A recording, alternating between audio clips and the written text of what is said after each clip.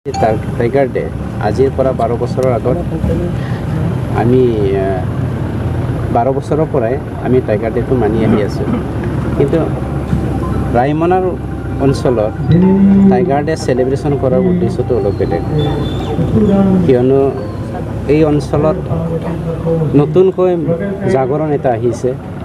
আমাৰ অঞ্চলটো বচাবলৈ হ'লে বৰ্তমান আমাৰ যি নেশ্যনেল পাৰ্ক হিচাপে ৰাইমনাটো ঘোষণা কৰা হ'ল যোৱা বছৰে, আৰু এই 1 বছৰীয়া ৰাইমনাৰ যি বয়স, সেই বয়সৰ লগত নিৰ্ভৰ কৰি পেলাই মানুহৰ মাজত কেনেকৈ আমি উদগনি আনিব পাৰোঁ বা কেনেকৈ আমি মানুহক ইনকাৰেজ দি পেলাই সমাজখন ৰক্ষা কৰাৰ লগতে সমাজত শান্তি কৰাৰ লগতে উন্নতি কৰাৰ লগতে আমাৰ ৰাইমনা নেশ্যনেল পাৰ্কটো কেনেকৈ আমি বঢ়াই আনিব পাৰোঁ, এনেকুৱা চিন্তাধাৰা লৈ পেলাই আজি ইণ্টাৰনেশ্যনেল বা গ্ল'বেল টাইগাৰ্ছ ডেটো আমাৰ ইয়াত চেলিব্ৰেশ্যন কৰা হৈছে। দেখা গৈছে যে ছাৰ, ৰাষ্ট্ৰীয় উদ্যানত সোমালে গ'লে যি ৰাস্তাৰ অৱস্থা যথেষ্ট শোচনীয়, সেই ক্ষেত্ৰত কেনেকুৱা ব্যৱস্থা হ'ব?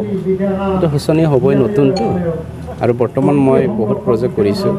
আমাৰ চিফ ছাৰৰ নিৰ্দেশ মৰ্মে ৰাইমনা নেশ্যনেল পাৰ্কটো গঢ়ি তুলিবৰ কাৰণে কনভেনশ্যনেল চেণ্টাৰ এটা ডিক্লেয়াৰ দিয়া হৈছে।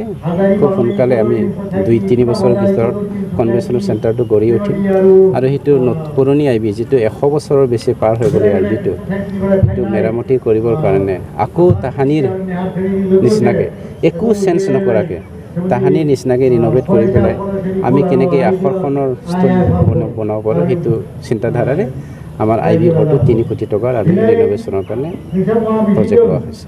ছাৰ, অথনি আপুনি উল্লেখ কৰিছে যে বৰ্তমান লৈছে, উদ্যোগ লৈ আছে।